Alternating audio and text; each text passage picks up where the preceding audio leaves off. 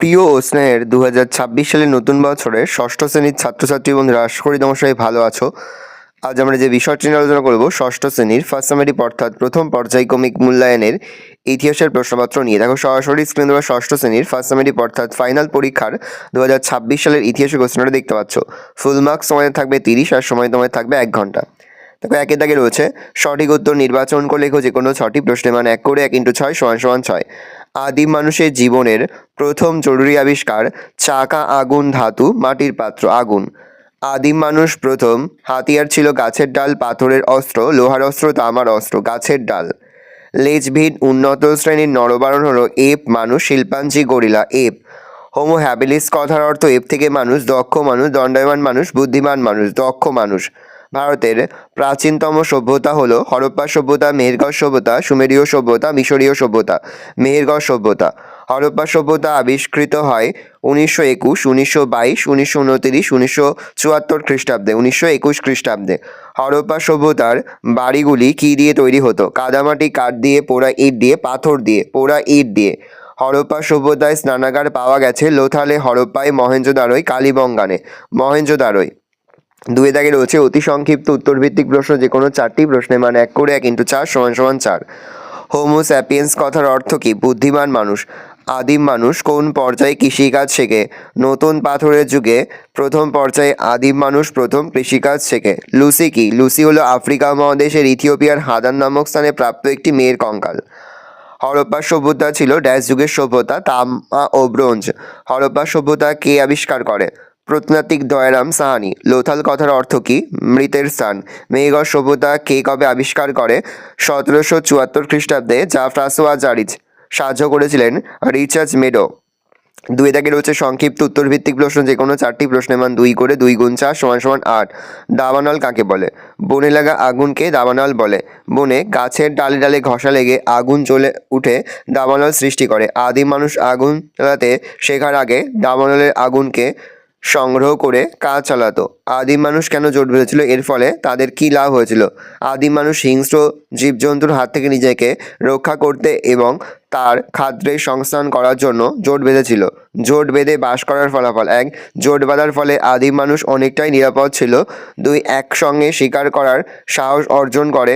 আদিম মানুষ নানা ধরনের হাতিয়ার তৈরি করতে শেখে। 3 নম্বর প্রশ্ন, আদিম মানুষ কীভাবে আগুন জ্বালাতে শেখে? মানব সভ্যতার বিকাশের ক্ষেত্রে মানুষের আগুন জ্বালাতে শেখা খুব গুরুত্বপূর্ণ বিষয় ছিল। আগুন জ্বালানোর কৌশলসমূহ: আদিম মানুষ দাবানল দেখে আগুনের অস্তিত্ব বুঝতে পারে। চকমকি পাথরের হাতিয়ার তৈরির সময় পাথরে পাথরে ঠোকাঠুকিতে আগুন জ্বলে ওঠে, তা দেখে মানুষ আগুন জ্বালাতে শেখে হবে। এভাবে আদিম মানুষ আগুন জ্বালাতে শেখে। অস্ট্রালোপিথেকাসের বৈশিষ্ট্য আলোচনা করো। এরা 2 পায়ে ভর দিয়ে কোনো মতে দাঁড়াতে পারত।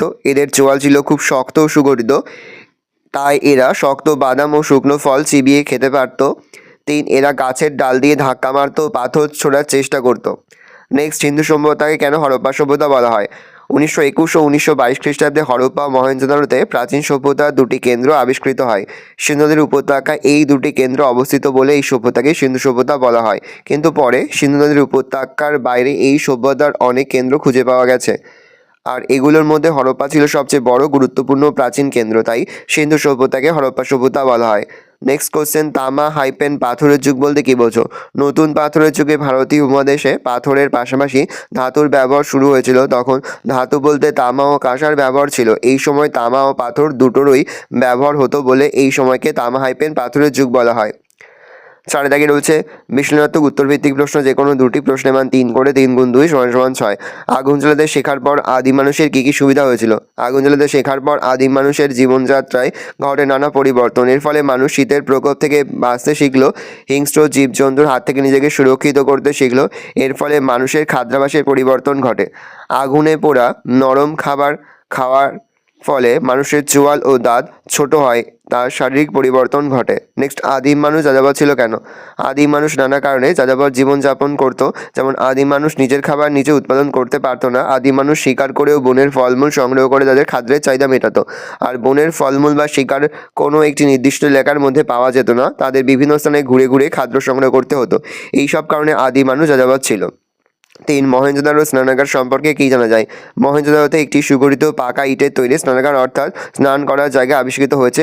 সেটি ছিল লম্বায় 180 ফুট ও চওড়ায় 108 ফুট এবং সমগ্র এলাকাটি 8 ফুট উঁচু পাঁচিল দিয়ে ঘেরা ছিল। এর মাঝামাঝি অংশে একটি বড় জলাশয় দেখা যায়, যেটি ছিল 39 ফুট লম্বা, 23 ফুট চওড়া ও 8 ফুট গভীর। এই জলাশয়টিতে একদিকে যেমন বাইরের অপরিষ্কার জল ঢোকার ব্যবস্থা ছিল, তেমনই অতিরিক্ত জল বের করে দেওয়ার ব্যবস্থা ছিল। এমনকি জলাশয়টিকে পরিষ্কার করার ব্যবস্থাও করা হয়েছিল। জলাশয়ে ঋতুভেদে ঠান্ডা ও গরম জলের ব্যবস্থা ছিল। অনেকে মনে করেন এটি ছিল অভিজাতদের জল খেয়ালির স্থান।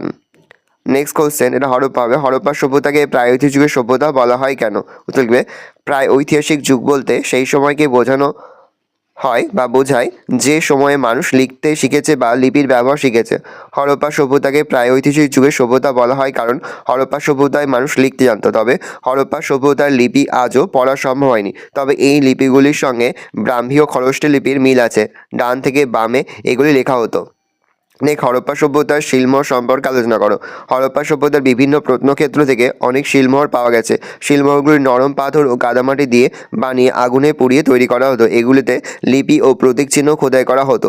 শিলমোহরগুলিতে ষাঁড়, এক সিংহওয়ালা একটি কাল্পনিক পশু, মানুষ, গাছ ও জ্যামিতিক নকশা খোদাই করা থাকতো। বেশিরভাগ শিলমোহর উল্টো নকশার খোদাই করা হতো। কাদামাটিতে ছাপ দিলে তা সোজা হতো। 5 দাগে রয়েছে ব্যাখ্যামূলক উত্তরভিত্তিক প্রশ্ন, যে কোনো দুটি, প্রশ্নের মান 5 করে 5 গুণ 2 = 10। প্রথম, উপমহাদেশে নতুন পাথরের যুগে মানুষের জীবনযাত্রার বৈশিষ্ট্যগুলি সংক্ষেপে লেখো। ভূমিকা, এই যুগে মানুষ জীবনযাত্রা নানান পরিবর্তন ঘটে, যেমন 1. জীবিকা, নতুন পাথরের যুগে মানুষের প্রধান জীবিকা ছিল পশুপালন ও কৃষিকাজ। কুকুর, ভেড়া, ছাগল, গরু, গাধা প্রভৃতি ছিল এই সময়ের মানুষের প্রধান গৃহপালিত পশু। কৃষির সূচনার ফলে এই যুগের মানুষ কৃষিকাজকেই প্রধান জীবিকা হিসেবে গ্রহণ করেছিল। এই সময় বিভিন্ন কারিগরি কাজের সঙ্গেও মানুষ যুক্ত ছিল। 2. হাতিয়ার, নতুন পাথরের যুগে মানুষ তাদের পাথরের হাতিয়ারগুলিকে অনেক হালকা ধারালো উন্নত করেছিল। তারা তামার ব্যবহার শুরু করে। এই যুগে হাতিয়ার ও যন্ত্রপাতি ছিল কাঠারি, নিড়ানি, ছেনি, বর্ষা, বড়শি প্রভৃতি। বাসস্থান, এই যুগে মানুষ কৃষিকাজ শুরু করার পর স্থায়ীভাবে বসবাস শুরু করে। তারা কৃষিক্ষেত্রের কাছে খড়, বিচালি, মাটি প্রভৃতি দিয়ে ঘর বানাতে শুরু করে এবং স্থায়ীভাবে বাস করতে থাকে। 4. চাকার আবিষ্কার, নতুন পাথরের যুগের প্রধান বৈশিষ্ট্য হলো চাকার আবিষ্কার। চাকার আবিষ্কারের ফলে মাটির পাত্র এবং যানবাহন প্রভৃতি তৈরি হয়। 5. নিদর্শন, এই যুগে মানুষ বসতির নিদর্শন পাওয়া গেছে মেহেরগড়, বুরজাহোম, তাকাল্লকোট, ব্রহ্মগিরি, মাস্কি প্রভৃতি স্থানে। 2 নম্বর প্রশ্ন, পুরনো পাথরের যুগে মানুষের জীবনযাত্রা কেমন ছিল? ভারতীয় উপমহাদেশের বিভিন্ন প্রত্নক্ষেত্র থেকে পাওয়া পুরনো পাথরের যুগের অস্ত্র ও জিনিসপত্র থেকে সে যুগে মানুষের জীবনযাত্রা একটা চিত্র পাওয়া যায়। 1. দলবদ্ধভাবে খাদ্য সংগ্রহ, পুরনো পাথরের যুগে মানুষ দল বেঁধে পশু শিকার ও ফলমূল সংগ্রহ করত এবং মিলেমিশে খাবার ভাগ করে খেত। 2. পোশাক পরিচ্ছদ, প্রচণ্ড ঠান্ডার হাত থেকে বাঁচতে এই যুগের মানুষ প্রচুর চামড়া, গাছের ছাল ও লতাপাতা পোশাক রূপে ব্যবহার করত। 3. খাদ্য, এই যুগে মানুষ শিকার করে পশুর মাংস ও বনের ফলমূল সংগ্রহ করে খেত। 4. হাতিয়ার, ভারী এবং এবড়ো খেবড়ো পাথরের হাতিয়ার এই যুগে মানুষ ব্যবহার করত। হরপ্পা সভ্যতার নগর পরিকল্পনা।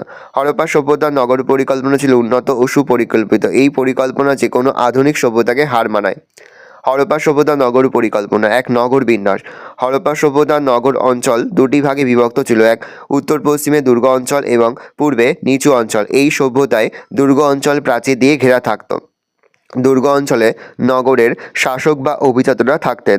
নগরের নিচু এলাকায় সাধারণ মানুষ বসবাস করত।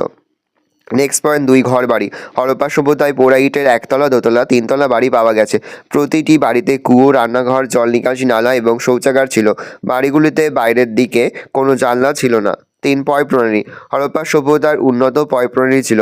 বাড়ি থেকে ছোট নালার মাধ্যমে নোংরা জল বড় রাস্তায় ঢাকা নর্দমায় পড়তো। বড় রাস্তার নর্দমা থেকে নোংরা জল শহরের বাইরে বেরিয়ে যেত। প্রতিটি বাড়িতে সেপটিক ট্যাঙ্ক ছিল। রাস্তার মোড়ে মোড়ে ছিল ডাস্টবিন ও কুয়ো।